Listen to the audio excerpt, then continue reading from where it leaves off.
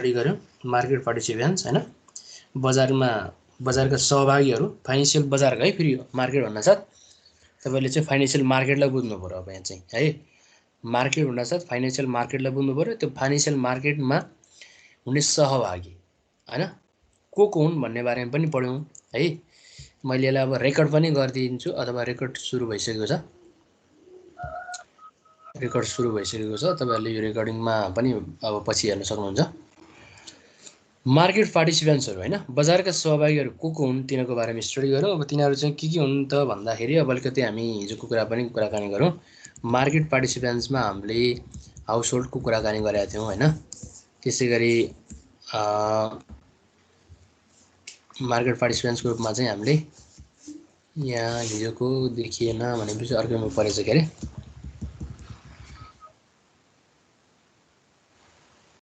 Market पार्टिसिपेन्ट्समा हामीले household business entities national government हैन त्यसैगरी नेशनल गभर्नमेन्ट एजेन्सीजहरु स्टेट एन्ड लोकल गभर्नमेन्ट र सुप्रा नेशनल भनेर हामीले यी 5-6 वटा कुराकानी चाहिँ मार्केटका पार्टिसिपेन्ट्सहरु हुन् उनीहरु पनि एक्टिभ रूपमा पार्टिसिपेट भएका हुन्छन् भनेर चाहिँ कुराकानी गरेका थियौं हैन फाइनान्शियल मार्केटमा एक्टिभली पार्टिसिपेट भएका हुन्छन् र उनीहरु चाहिँ को हुन् त भन्दा मार्केटको चाहिँ पार्टिसिपेन्ट्सहरु हुन् भनेर हिजो हामीले यही कुरा गरेका थियौं र अर्को के पनि भनेको थियो भने ग्लोबलाइजेसन अफ फाइनान्शियल मार्केट अहिले चाहिँ हाम्रो फाइनान्शियल मार्केट कसरी ग्लोबलाइजेसन भएको छ हो त्यो ग्लोबलाइजेसन अफ फाइनान्शियल मार्केटको बारेमा पनि हामीले कुराकानी गरेका थियौं है कसरी चाहिँ हाम्रो फाइनान्शियल मार्केट चाहिँ ग्लोबलाइजेसन भएको छ है अथवा के कुराले गर्दाखेरि चाहिँ हाम्रो ग्लोबलाइजेसन भएको छ भन्ने कुरा चाहिँ हामीले स्टडी गरेका थियौं हैन ग्लोबलाइजेसन हुने कारणहरु चाहिँ के छन् त हो तिनीहरुको बारेमा हामीले चाहिँ कुराकानी गरेका थियौं हिजो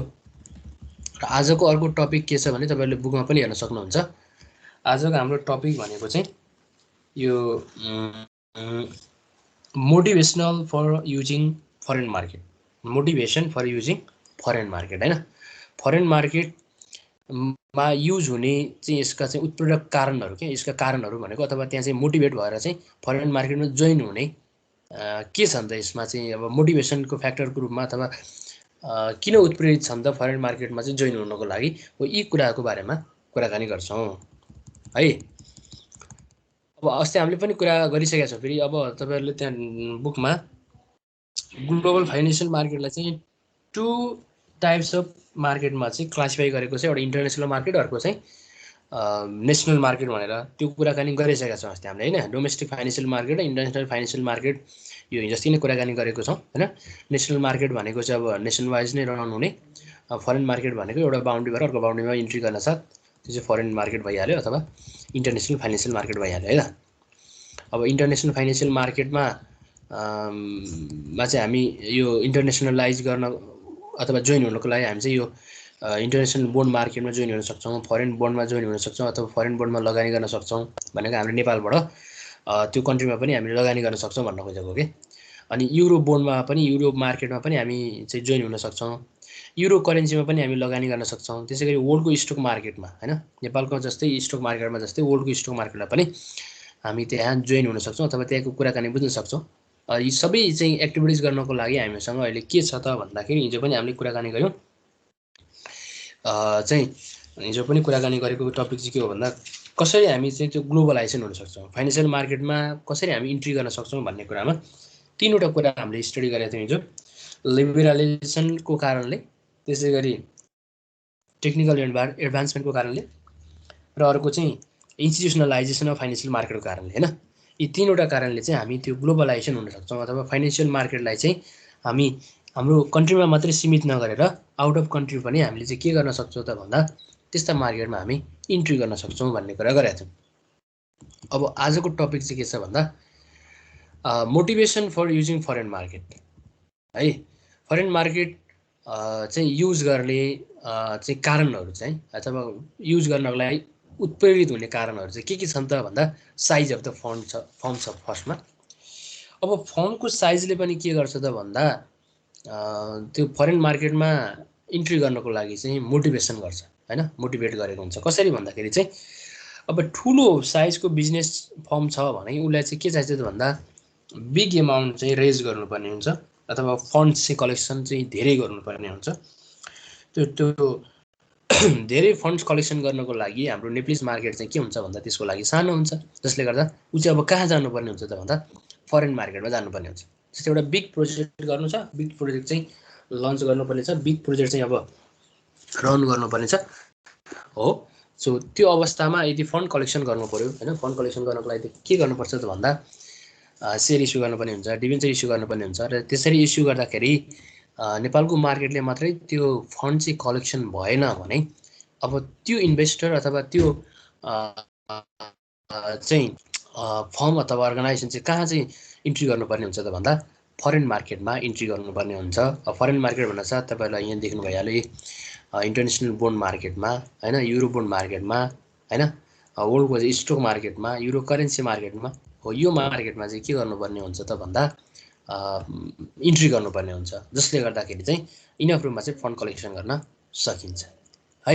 यो साइज अफ फर्मले पनि के गर्छ त भन्दा कुन मार्केटमा इन्ट्री गर्ने भन्ने कुरा चाहिँ हामीलाई चाहिँ त्यो चुज गर्नको लागि चाहिँ त्यो फन्डको साइजले क्या, त्यो फर्मलाई कति पैसा चाहिएको त्यो फन्डको साइजले पनि हामी फरेन मार्केटलाई चाहिँ चुज गर्न सक्छौँ है त।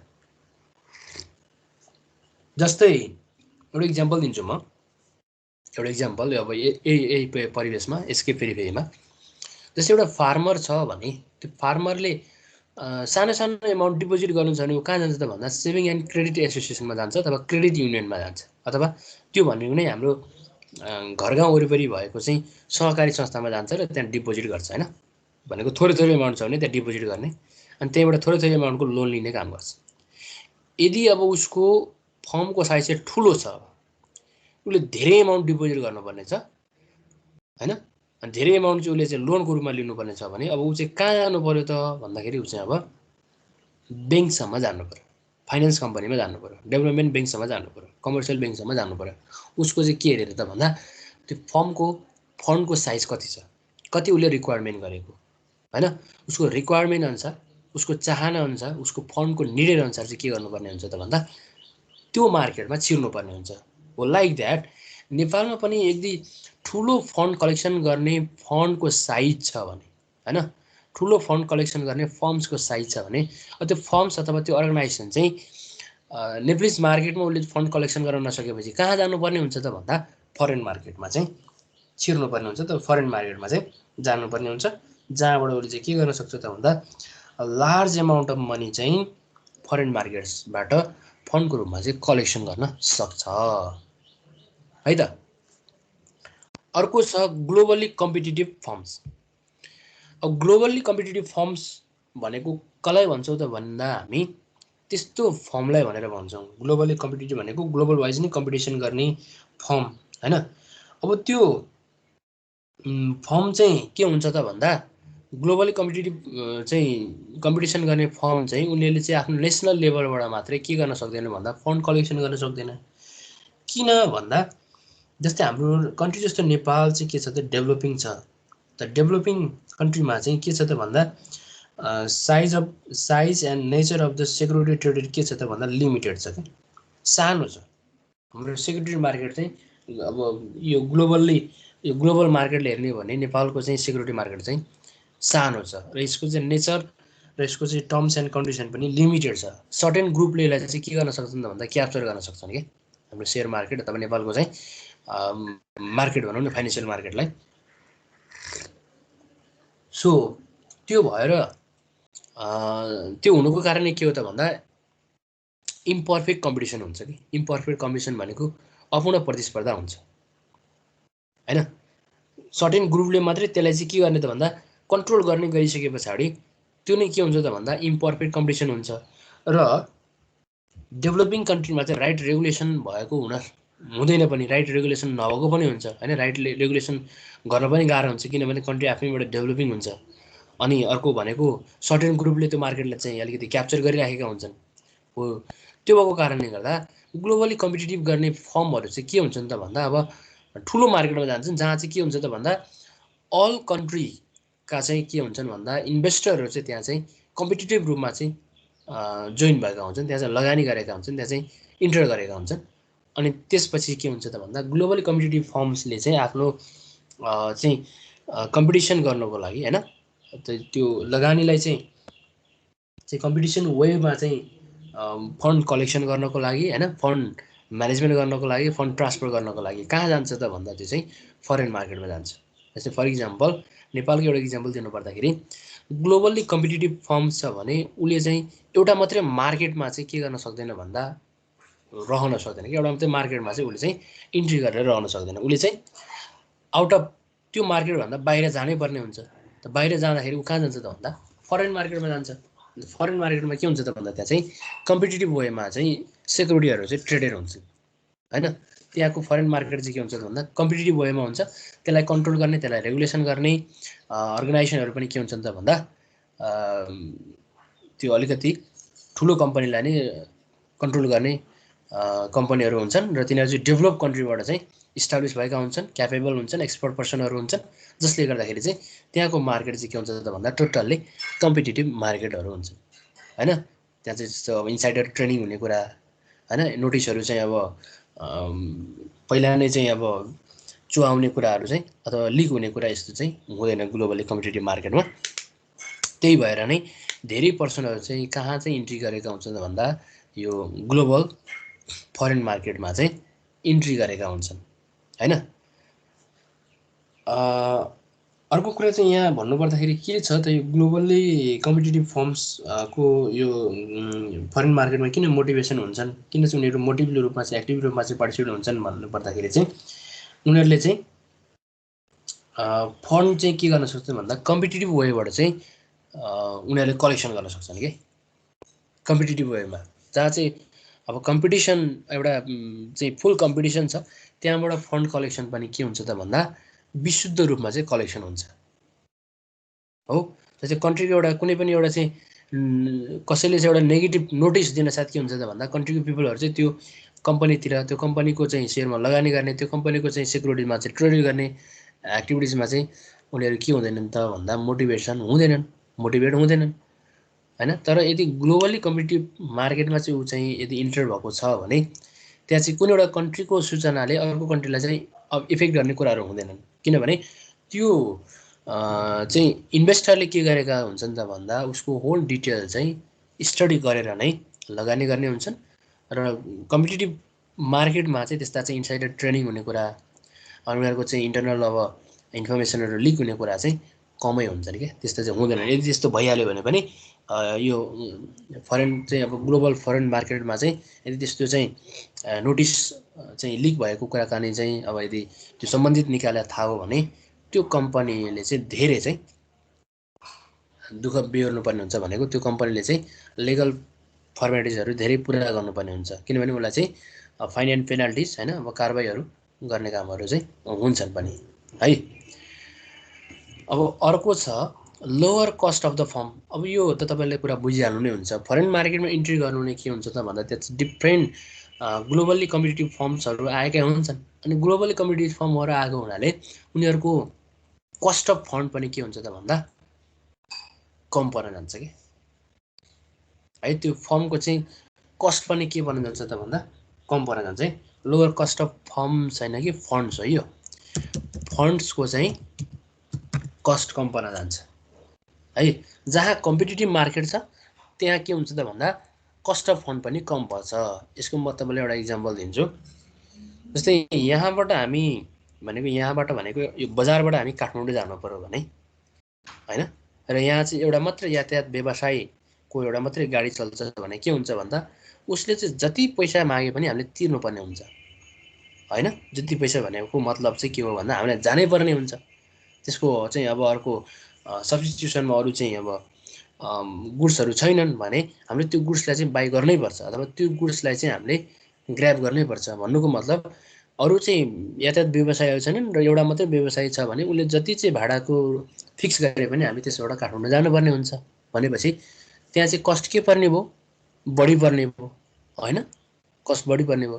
तर यहाँ चाहिँ डिफ्रेन्ट अब चाहिँ समितिहरू छन्, उनीहरू चाहिँ एक आपसमा कम्पिटिसन गर्दै चाहिँ अब यहाँबाट चाहिँ यात्रुहरू चाहिँ काठमाडौँ पुर्याउँछन् भने अब के हुन्छ त भन्दा कम्पेरिटिभली उनीहरूको कस्ट पनि के हुन्छ त भन्दा कम परेर जान्छ।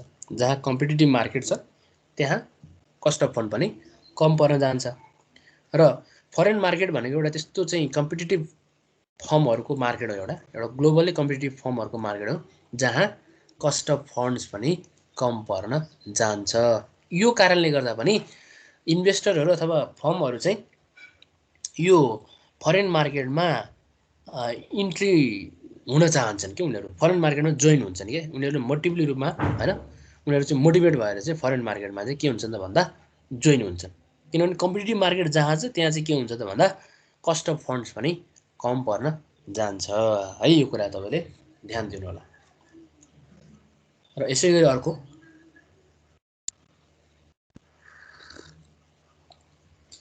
Diversification of sources of funds. Diversification भन्नु नै के हो त भन्दा अब यो त तपाईँहरूले थाहा पाइराख्नुपर्ने हुन्छ। डाइभर्सिफिकेसन भनेको लगानीको चाहिँ विविधता है। इन्भेस्टमेन्ट डाइभर्सिफिकेसन भनेको लगानी विविधता। लगानी विविधता भन्नु नै लगानीलाई चाहिँ एउटा मात्रै सेक्टरमा लगानी नगरिकन चाहिँ धेरैवटा सेक्टरमा चाहिँ के हुन सकिन्छ भन्दा लगानी गर्न सकिन्छ क्या। अनि डाइभर्सिफिकेसन भनेको त्यो विविधता गर्ने, रिस्कलाई चाहिँ डाइभर्सिफिकेसन गरे भने जस्तै लगानीलाई पनि के गर्न सकिन्छ भन्दा विविधता गर्न सकिन्छ हो। यो डाइभर्सिफिकेसन चाहिँ डाइरेक्टली हाम्रो रिस्कसँग जोडिएको हुन्छ हो। अब यो फरेन मार्केट भनेको चाहिँ अहिले पनि हामीले कुराकानी गरिहाल्यौँ। यो ग्लोबल्ली कम्पिटिटिभ फर्म्सहरू हुन्, यिनीहरू चाहिँ ग्लोबल्ली कम्पिटिटिभ फर्म्सहरू हुन् होइन। अनि यो फर्म्समा चाहिँ धेरै चाहिँ अब अल ओभर द कन्ट्रीका चाहिँ इन्भेस्टरहरू, फर्महरू, इन्स्टिट्युसनहरू चाहिँ लागिपरेका हुन्छन्। यसलाई कन्ट्रोल गर्ने रेगुलेसन बडी पनि त्यही अनुसारले नै फर्मेसन भएको हुन्छ। त्यो चाहिँ एकदम स्ट्रिक्ट नै हुन्छ होइन।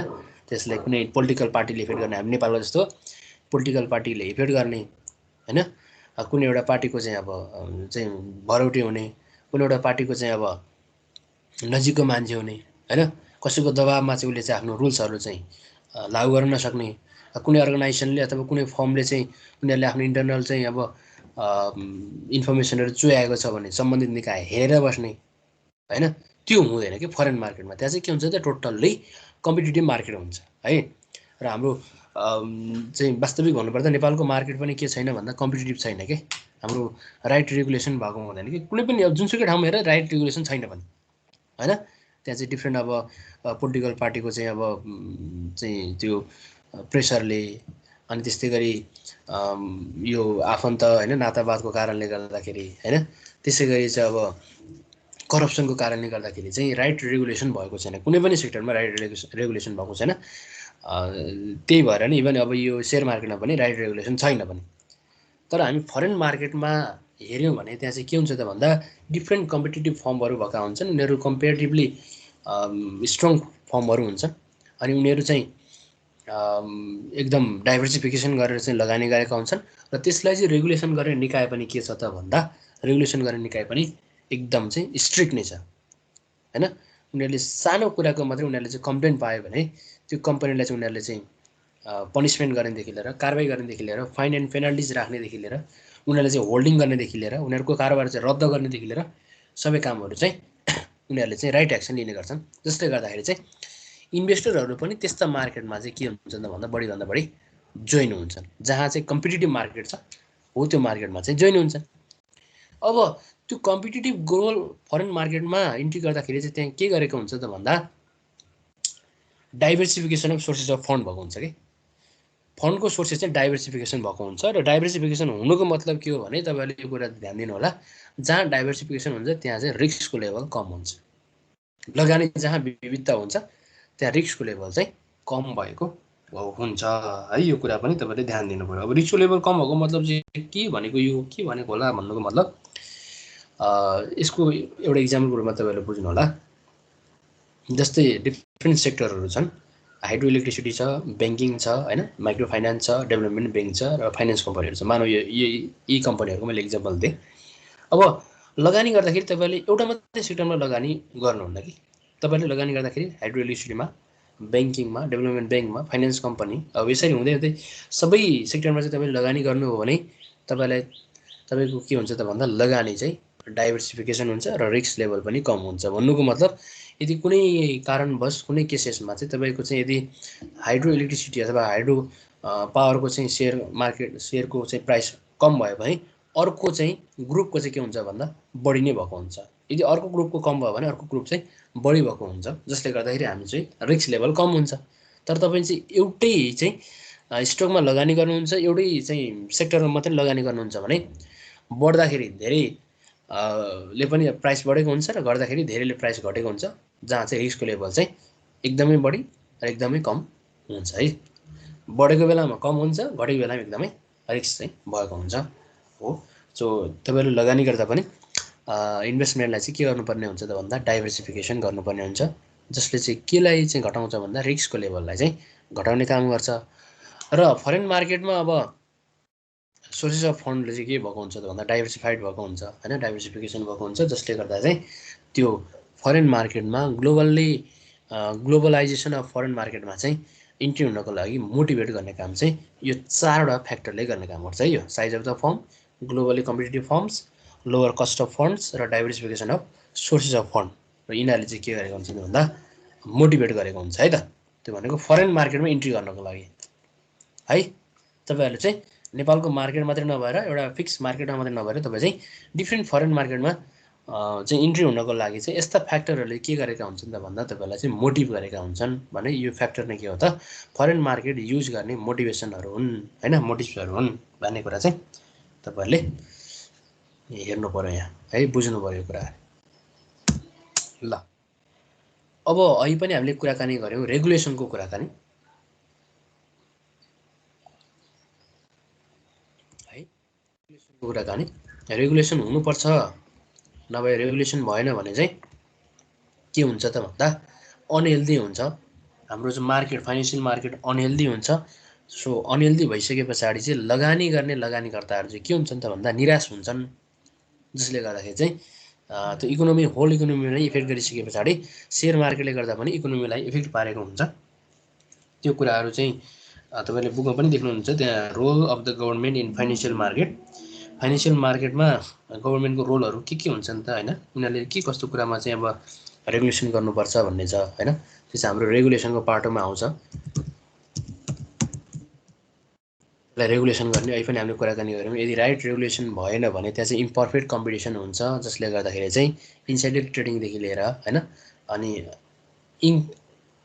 भनेको अपूर्ण प्रतिस्पर्धा हुन्छ कि इम्पर्फेक्ट कम्पिटिसन हुन्छ होइन। इम्पर्फेक्ट कम्पिटिसन भइसके पछाडि लगानीकर्ताहरू चाहिँ हतोत्साही हुन्छन् र त्यो मार्केटबाट चाहिँ उनीहरू आउट हुन्छन् होइन, त्यो मार्केटबाट आउट हुन्छन्। यदि तपाईँलाई त्यो मार्केटको चाहिँ सिस्टम मन परेन, त्यो मार्केटको चाहिँ कारोबार मन परेन, त्यो मार्केटको चाहिँ अब तपाईँहरूलाई त्यो मार्केटको चाहिँ तपाईँहरूको चाहिँ इन्भेस्टमेन्टको चाहिँ सेभिङ भनेको इन्भेस्टमेन्टको चाहिँ सेक्योर हुँदैन भने त्यस्तो मार्केटमा तपाईँहरू चाहिँ लङ टाइमसम्म चाहिँ रहन सक्नुहुन्न हो। त्यसको लागि गभर्मेन्टले के गरेको छ भन्दा डिफ्रेन्ट रेगुलेसन गर्ने निकायहरू चाहिँ इस्टाब्लिस गरेको छ होइन। रेगुलेसन गर्नको लागि डिफ्रेन्ट संस्थाहरू इस्टाब्लिस गरेको छ, अर्गनाइजेसनहरू अथवा अफिसहरू इस्टाब्लिस गरेको छ, जसले चाहिँ राइट रेगुलेसन गरोस् होइन।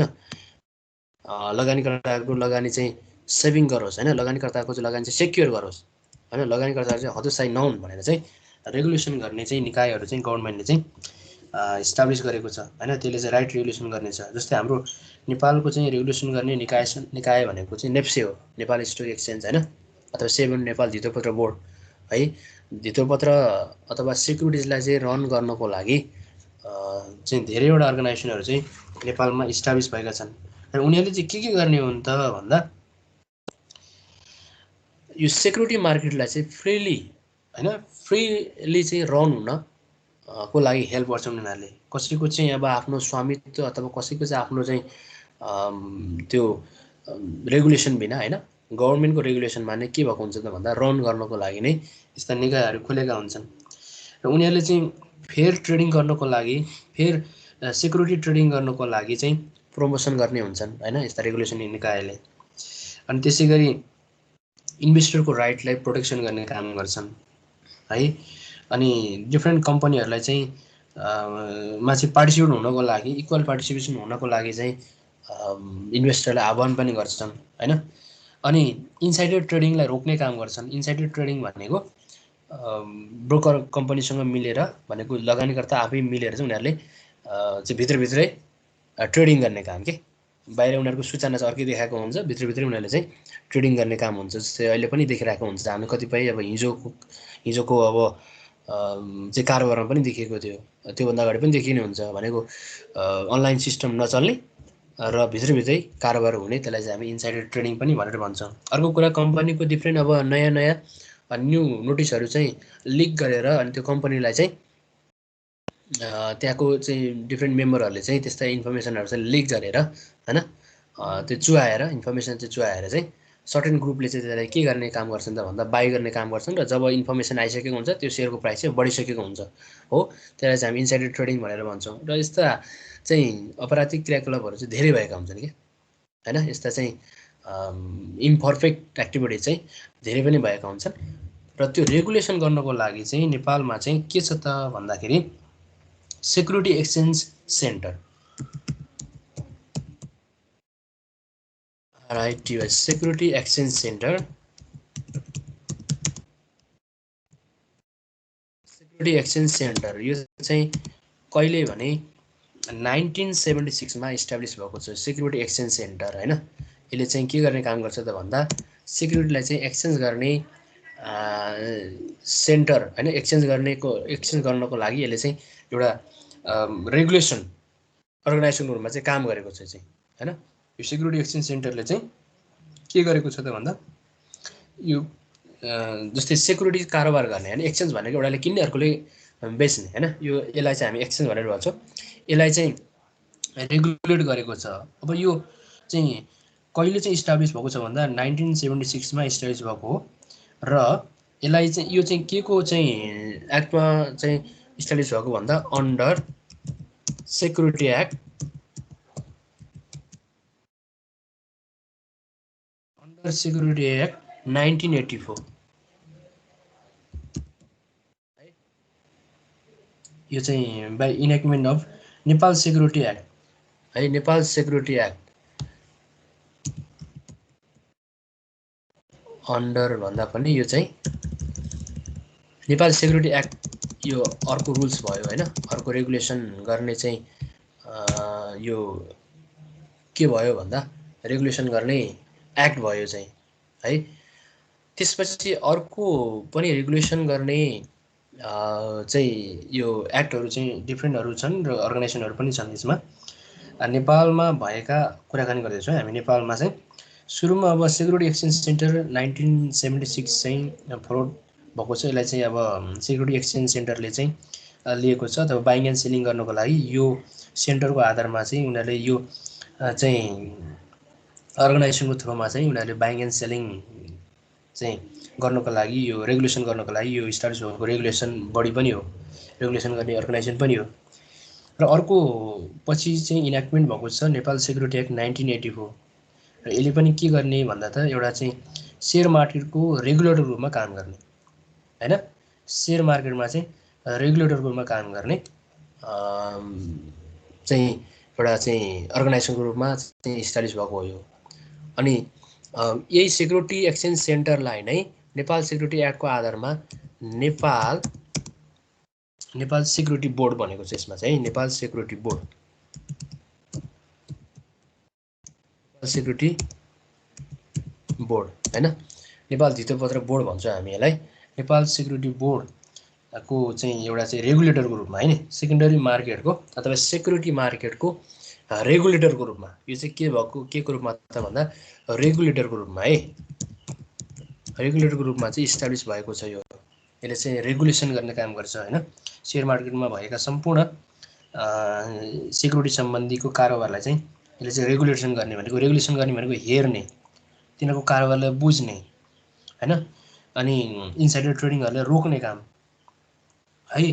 त्यसै गरी चाहिँ यो इन्फर्मेसनहरू लिक गर्ने अर्गनाइजेसनहरूलाई चाहिँ कन्ट्रोल गर्ने काम, उनीहरूलाई चाहिँ टाइममा चाहिँ अडिट रिपोर्ट चाहिँ पर्फर्मेन्स नगर्ने, अडिट रिपोर्ट चाहिँ नदेखाउने, पब्लिस नगर्ने अर्गनाइजेसनलाई चाहिँ उनीहरूले चाहिँ रोक्ने काम होइन, उनीहरूको सेयर कारोबार चाहिँ रोका गर्ने काम चाहिँ कसले गर्छ त भन्दा नेपाल सेक्युरिटी बोर्डले गर्छ होइन। यसले अब कारोबार नै रोका गरेपछि के गर्नुपर्ने हुन्छ त अन्ततः गएर उनीहरूले यो अडिट रिपोर्ट चाहिँ पब्लिस गर्नुपर्ने हुन्छ। जस्तै भर्खरै यो नेपालमा चाहिँ राष्ट्रिय बिमा संस्थान र यो विशाल बजार कम्पनी, दुईवटा कम्पनीको चाहिँ धेरै वर्षदेखि चाहिँ उनीहरूले आफ्नो साधारण सभा पनि नगरेको हुनाले उसको कारोबार चाहिँ रोका गरेको थियो। अनि पछि उनीहरूले चाहिँ अब अडिट रिपोर्ट सार्वजनिक गरिसके पछाडि उनीहरूको कारोबार चाहिँ फुकुवा पनि गरिदिएको छ यो नेपाल सेक्युरिटी बोर्डले। अब के गर्यो त्यसले चाहिँ रेगुलेटरी रूपमा चाहिँ काम गर्यो क्या, रेगुलेटरी बडीको रूपमा चाहिँ काम गर्यो, उसले चाहिँ रेगुलेट गरेको छ है।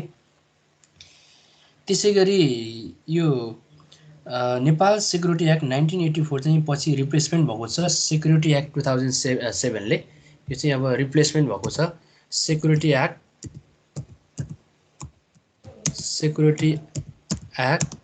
2007ले है। यो चाहिँ रिप्लेसमेन्ट भएको छ है। नेपाल सेक्युरिटी एक्ट 1984लाई चाहिँ रिप्लेसमेन्ट गरेको छ सेक्युरिटी एक्ट 2007ले। यो भनेको टाइम एन्ड अब अगेन टाइम एन्ड अब टेक्नोलोजी अनुसार नै अब नयाँ नयाँ एक्टहरू चाहिँ रिभाइजिङ हुँदै नयाँ नयाँ एक्टहरू आएको हुन्छन् है। त्यसै गरी अर्को नम्बर अफ रेगुलेसन बडिज जस्तै सेक्युरिटी बोर्ड रेगुलेसन 2007 चाहिँ security business person regulation 2007, securities registration and issue regulation 2008, mutual fund regulation 2010, securities central depository service regulation 2010, credit rating regulation 2011 जस्ता यस्ता यस्ता एक्टहरू चाहिँ फर्मुलेट भएका छन् नेपालमा हैन, फर्मुलेट भएका छन्। जसले गर्दा के गर्छन् त भन्दा म्युचुअल फन्डको लागि छुट्टै, अनि त्यस्तै गरी यो फन्ड डिपोजिटरी गर्ने म्युचुअल फन्डको छुट्टै भयो, अनि सेक्युरिटी रजिस्ट्रेसन एन्ड इस्यु रेगुलेसनको लागि छुट्टै, सेक्युरिटी बिजनेस पर्सन रेगुलेसनको लागि छुट्टै छुट्टै यसरी एक्टहरू चाहिँ इस्टाब्लिस पनि भएको छ है। यसरी चाहिँ इस्टाब्लिसमेन्ट भएको छ जसले गर्दाखेरि चाहिँ हाम्रो नेपालको सेयर मार्केटलाई चाहिँ के गरेको छ त भन्दा रेगुलेसन गरेको छ है, रेगुलेसन गरेको छ। र राइट वेमा चाहिँ रेगुलेसन गर्न सक्यो भने के हुन्छ त भन्दा मार्केटमा लगानीकर्ताहरू चाहिँ स्टेबल रूपमा चाहिँ रहिरहन्छन्। उनीहरूको लगानीको चाहिँ के हुन्छ त भन्दा सेक्युरिटी भयो भने मार्केटमा चाहिँ लगानीकर्ताहरू चाहिँ लङ टर्मसम्म चाहिँ होल्ड गरेर अथवा उनीहरूले चाहिँ इकोनोमीमा चाहिँ आफ्नो चाहिँ कन्ट्रिब्युसन गर्न सक्छन् हैन। त्यो त्यसरी चाहिँ लगानी चाहिँ सेयर मार्केटमा र लगानी गर्नु भनेको होल इकोनोमीमा नै कन्ट्रिब्युसन गर्नु हो कि, किनभने त्यो पैसाले लिएर चाहिँ अब यस्ता ब्याङ्क एन्ड फाइनेन्सियल इन्स्टिट्युसनहरूले चाहिँ डिफ्रेन्ट प्रोजेक्टमा लगानी गरे हुन्छन्। लगानी गर्नु भनेको त्यो कन्ट्रीको इकोनोमी सिस्टम नै राम्रो हुनु हो कि, हाम्रो पैसा चाहिँ अर्को एउटा पर्सनले अथवा अर्को एउटा अर्गनाइजेसनले लिएर त्यसलाई चाहिँ लगानी गर्नु हो। अब त्यो लगानी गर्ने सुइटेबल इन्भाइरोमेन्ट भयो भने न लगानीकर्ताहरू चाहिँ लगानी गर्नको लागि उत्प्रेरित हुन्छन् हैन, लगानी गर्नको लागि चाहिँ उनीहरू चाहिँ मोटिभेटेड हुन्छन्।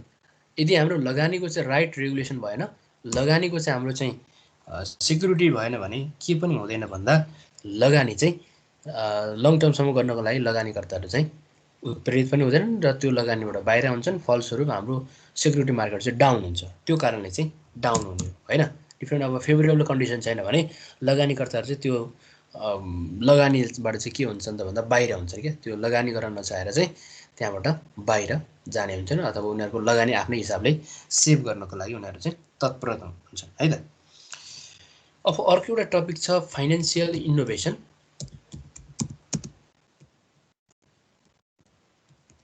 फाइनेन्सियल इनोभेसन भनेको के हो त, यो सर्टकटमा हामी अब ध्यान दिउँ।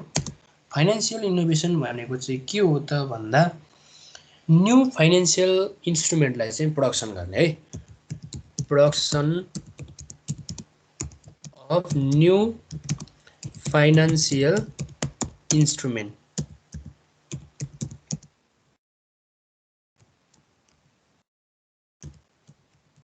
न्यू फाइनेन्सियल इन्स्ट्रुमेन्ट भन्नासाथ तपाईँले केलाई बुझ्नु पर्यो त अब न्यू फाइनेन्सियल इन्स्ट्रुमेन्ट भन्नासाथ त्यो फाइनेन्सियल एक्टिभिटिजलाई चाहिँ पर्फर्मेन्स गर्नको लागि चाहिने चाहिँ विभिन्न चाहिँ इन्स्ट्रुमेन्टहरू, जस्तै लाइक चेक भयो, एटिएम कार्ड भयो हैन, रेमिटेन्स फ्यासिलिटिज भयो, ब्याङ्क ग्यारेन्टीहरू भयो हैन। यस्ता इन्स्ट्रुमेन्टलाई चाहिँ हामी के भन्छ, ब्याङ्क ड्राफ्टहरू भए, यस्ता इन्स्ट्रुमेन्टहरूलाई चाहिँ हामी के भन्छ त भन्दा फाइनेन्सियल इनोभेसन भनेर भन्छौँ हैन। अब नयाँ नयाँ इनोभेसन भयो भने के हुन्छ नि त भन्दाखेरि न्यू इनोभेसन भयो भने अझ बढी है मनी कलेक्सन हुन्छ अथवा मनीको मोबिलाइजेसन चाहिँ अझ धेरै हुन्छ, सर्ट वेमा हुन्छ, फास्ट हुन्छ, इजी वेमा हुन्छ हैन। चाहिँ यसरी इजी एन्ड चिप वेबाट चाहिँ मनी मोबिलाइजेसनहरू चाहिँ फास्ट भएको हुन्छ क्या। जस्तै अहिले फर इक्जाम्पल एउटा चाहिँ एटिएम कार्डलाई इक्जाम्पल दिउँ त। एटिएम कार्ड हुँदा र नहुँदाखेरि के छ त भन्दा अहिले एटिएम कार्ड हुँदाखेरि चाहिँ इजी छ, टेक्नोलोजी बेस छ, अनि त्यसै गरी चिप छ होइन। अनि अर्को चाहिँ भनेको यो के छ त भन्दा भनेको टेक्नोलोजी बेसिसमा पनि भयो होइन। त्यसै गरी हाम्रो चाहिँ टाइम सेभिङ पनि भयो हो। यी आदि कुराले गर्दाखेरि न्यू इनोभेसनहरू पनि के हुँदैछ त भन्दा पपुलारिटी हुँदैछन्, र जसले गर्दाखेरि चाहिँ हाम्रो चाहिँ टाइमलाई सेभ गर्नेदेखि लिएर हाम्रो मनीलाई पनि सेभ गर्ने कामहरू चाहिँ गरिराखेका हुन्छन् होइन। मोबाइल ब्याङ्किङ मोबाइल ब्याङ्किङहरू यिनीहरू पनि छन्। यिनीहरू चाहिँ नयाँ नयाँ इनोभेसनहरू छन्। यिनीहरूलाई नै के भन्छौँ त हामी भन्दाखेरि यो फाइनेन्सियल इन्स्ट्रुमेन्ट भनेर भन्छौँ कि। यो चाहिँ डे टु डे अहिले पपुलर हुँदै पनि छ होइन। डे टु डे चाहिँ यो चाहिँ पपुलर हुँदै पनि छ, र पपुलर भइसके पछाडि यस्ता इन्स्ट्रुमेन्टहरूलाई चाहिँ युज गर्नेको सङ्ख्या पनि बढिराखेका छन्, जसले गर्दाखेरि चाहिँ इन्भेस्टमेन्टहरूलाई चाहिँ के गरेको छ भन्दा मनी मोबिलाइजेसन चाहिँ फास्ट पनि छ है। मनी मोबिलाइजेसन चाहिँ फास्ट पनि छ। र अर्को कुरा यो नयाँ नयाँ इनोभेसन हुनु, न्यू इन्स्ट्रुमेन्टहरू आउनु भनेको यो टेक्नोलोजी बेस्ड पनि हो है, टेक्नोलोजी बेस्ड पनि हो। अनि जसले गर्दा इजी एन्ड चिपेस्ट वेबाट चाहिँ फाइनेन्सियल वेल्थलाई चाहिँ ट्रान्सफर्मेन्ट गर्ने होइन, ग्लोबल प्याटर्नमै ट्रान्सफर्मेन्ट गर्ने क्या। नेपाल टु अदर कन्ट्रीतिर पनि त्यही सिस्टम युज गरेको हुन्छ, त्यसलाई चाहिँ हामी ग्लोबल प्याटर्नको वेबाट नै रन भएको भनेर पनि भन्छौँ। र यसरी इनोभेसनहरू चाहिँ नयाँ नयाँ आउनु पनि के हुन्छ भन्दा यो मनी मोबिलाइजेसन चाहिँ फास्ट पनि हुनु हो है त। मनी मोबिलाइजेसन चाहिँ फास्ट पनि हुनु हो। र यही टपिक नै छ हामीले अहिले चाहिँ कुराकानी गर्दै गरेको टपिकहरू यिनीहरू नै हुन्। र हाम्रो अब फर्स्ट च्याप्टरमा भएका जेनरल कुराहरू चाहिँ हामीले कम्प्लिटली चाहिँ बुझिसकेको पनि छौँ। अब तपाईँहरूले चाहिँ एक्सर्साइज पनि हेर्न सक्नुहुन्छ। एक्सर्साइजमा पनि तपाईँले हेरेर चाहिँ योसँग रिलेटेड कुनै त्यस्तो क्वेसनहरू छन् भने तपाईँले सोध्न पनि सक्नुहुन्छ है त।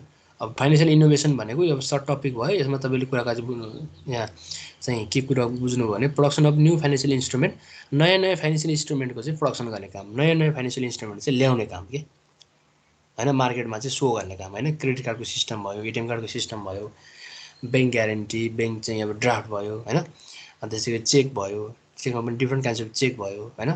अनि त्यस्तै गरी अदर चाहिँ फिक्स डिपोजिट भयो होइन, बोन्ड भयो, सेयर भयो, यी सबैले हामी के भन्छौँ न्यू इनोभेसन भनेर भन्छौँ कि। नयाँ नयाँ चाहिँ इनोभेसन फाइनेन्सियल मार्केटमा होइन। के गर्नको लागि त भन्दा मनी मोबिलाइजेसन गर्नको लागि होइन। यसरी मनी मोबिलाइजेसन भइसके पछाडि के हुन्छ त भन्दा मनी चाहिँ फास्ट सर्कुलेसन हुन्छ र होल इकोनोमीमा नै यसको चाहिँ इफेक्ट देखा पर्न सकिन्छ है भनेको हामीले हेर्न पनि सक्छौँ हो। र यी कुराहरू छन्। यी कुरा त भयो हाम्रो फर्स्ट टपिकसँग रिलेटेड।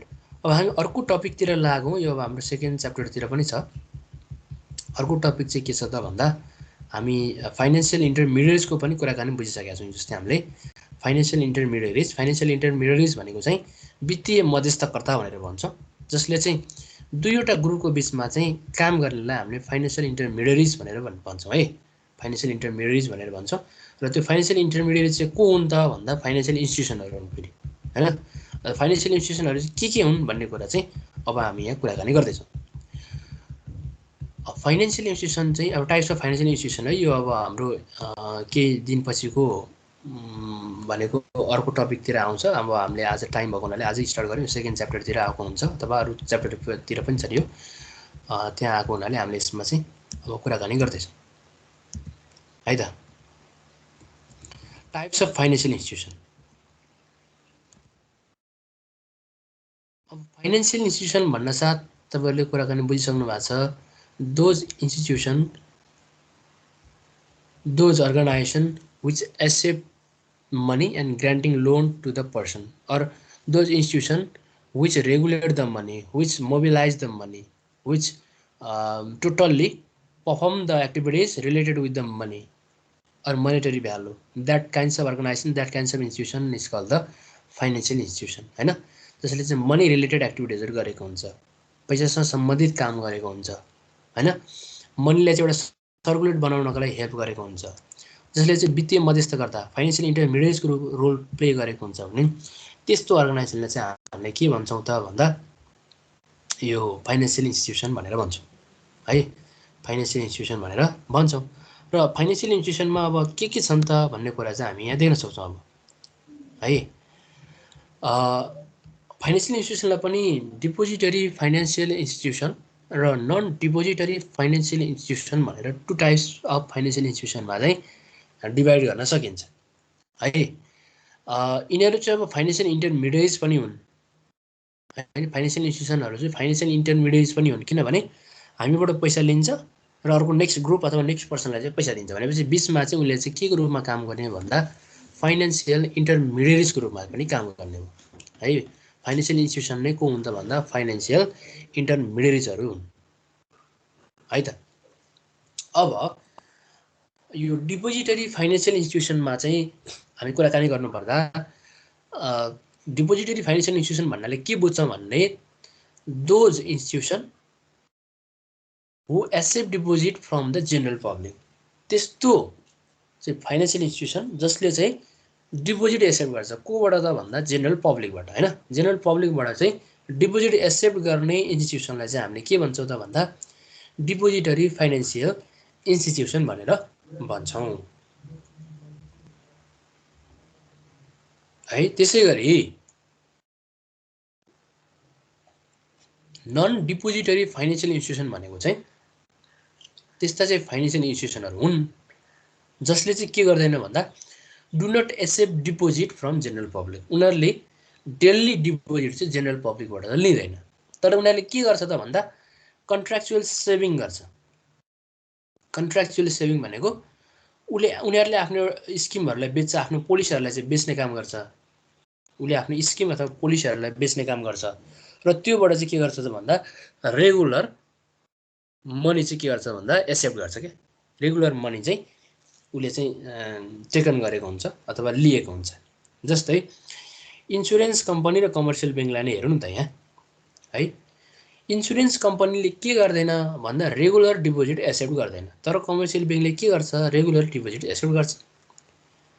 अब इन्सुरेन्स कम्पनीले चाहिँ के गर्छ अरे भन्दा कन्ट्र्याक्चुअल सेभिङ गर्छ कि कन्ट्र्याक्चुअल सेभिङ भनेको उसले आफ्नो एउटा पोलिसीलाई बेच्छ भनेको लाइफ इन्सुरेन्स अथवा नन लाइफ इन्सुरेन्स हैन। जुनसुकै एउटा पोलिसीलाई के गर्छ त उसले बेच्ने काम गर्छ कि। बेच्ने काम भनेको उसले पोलिसी सेल गर्छ र हामीले किन्ने काम गर्छौँ। हामीले चाहिँ इन्सुरेन्स गर्छौँ, उसले चाहिँ इन्सुरेन्स गराइदिन्छ।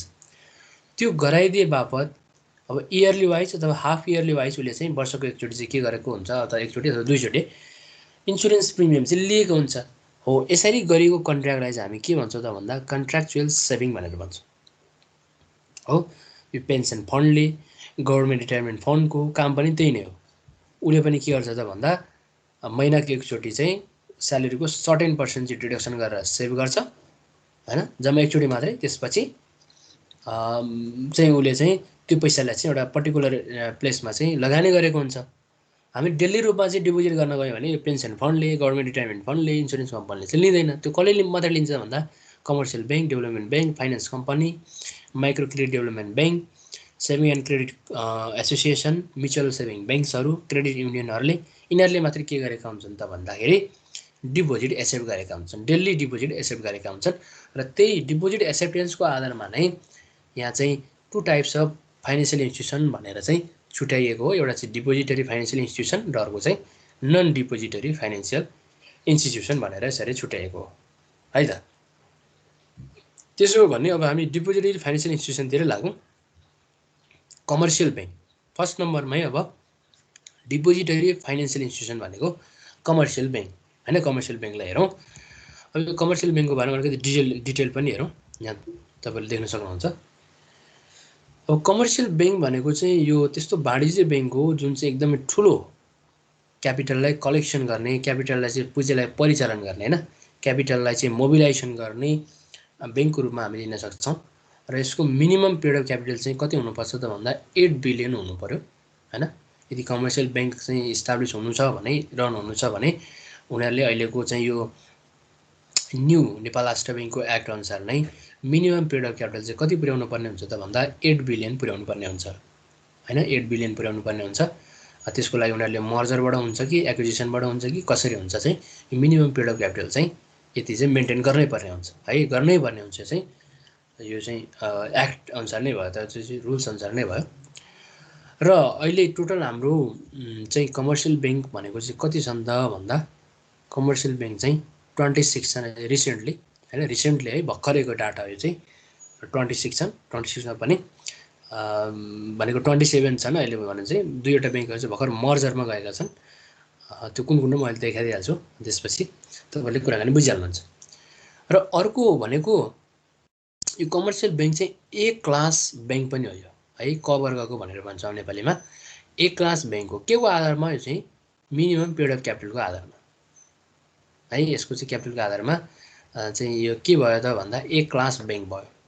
र लाइसेन्स फाइनेन्सियल इन्स्टिट्युसन मध्येमा यो कमर्सियल ब्याङ्कले चाहिँ कति ओगटेको छ भन्दा यसले चाहिँ 86% ओगटेको छ। होल लाइसेन्स लिएको फाइनेन्सियल इन्स्टिट्युसनको समग्र चाहिँ ग्रुपमा हेर्नु पर्दाखेरि 86% चाहिँ केले ओगट्छ भन्दा यो कमर्सियल ब्याङ्कले ओगट्ने काम गर्छ हैन। कमर्सियल ब्याङ्कको चाहिँ त्यति हिस्सा रहेको छ हाम्रो नेसनल इकोनोमीमा हो।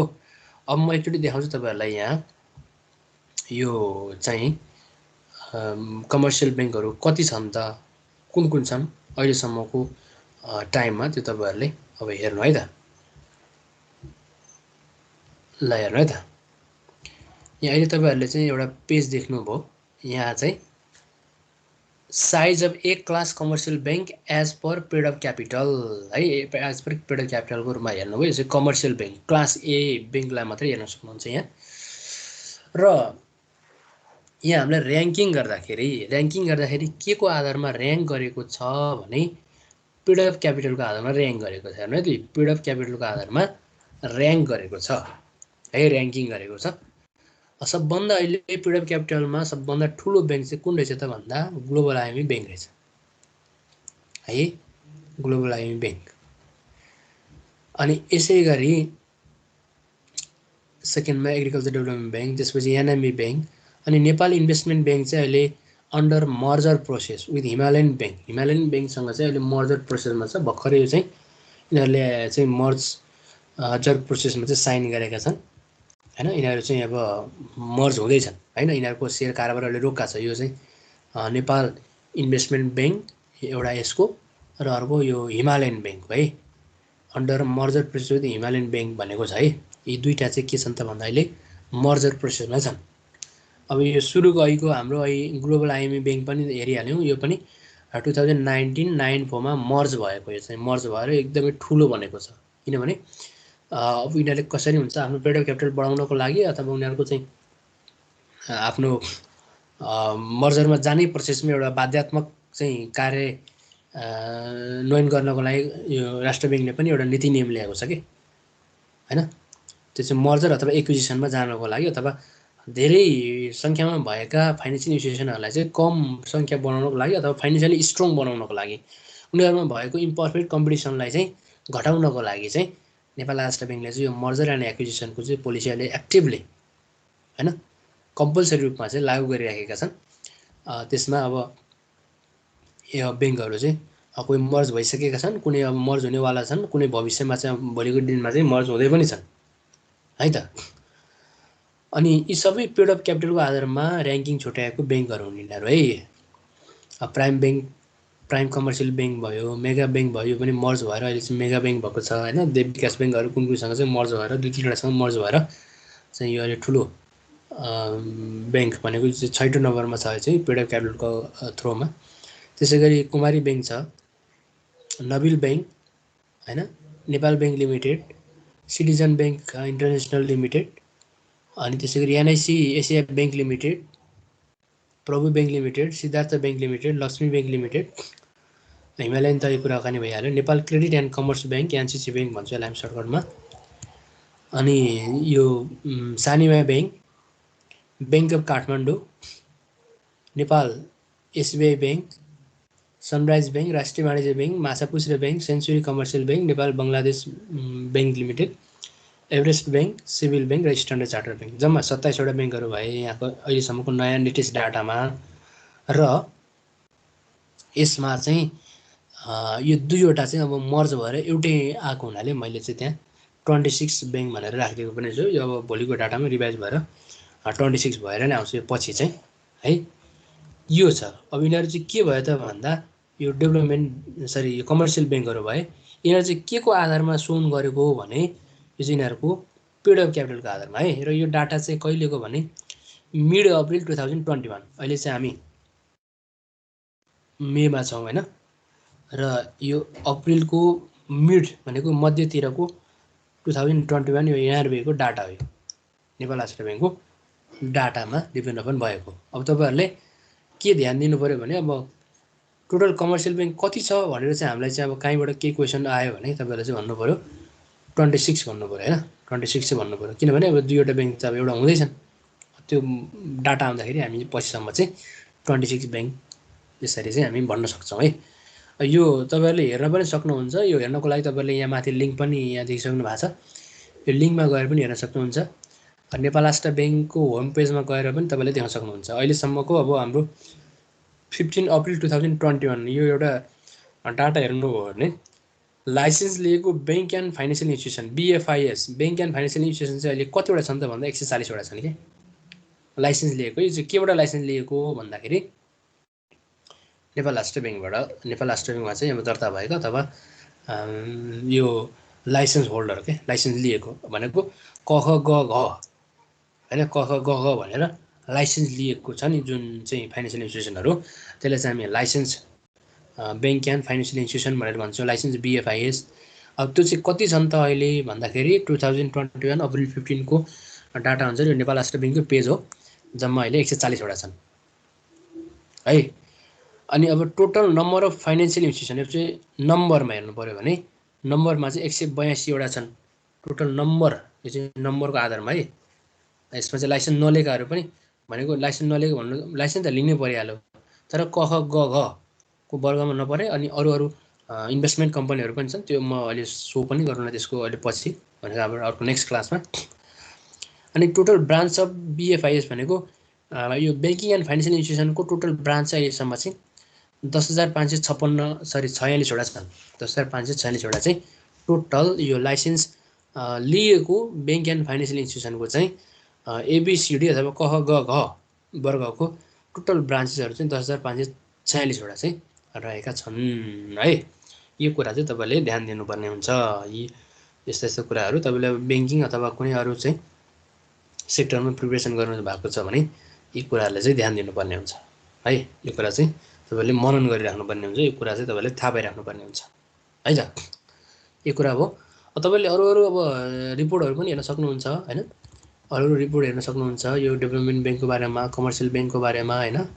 यो सबै चाहिँ हामीले नेपाल राष्ट्र ब्याङ्कको यो वेबसाइटमा गएर हेर्न सक्छौँ है त। अब यति कुरा गर्दा गर्दै अब आजको हाम्रो टाइम चाहिँ सकिएको जस्तो भएको छ र हामी आजको क्लास यहीँ नै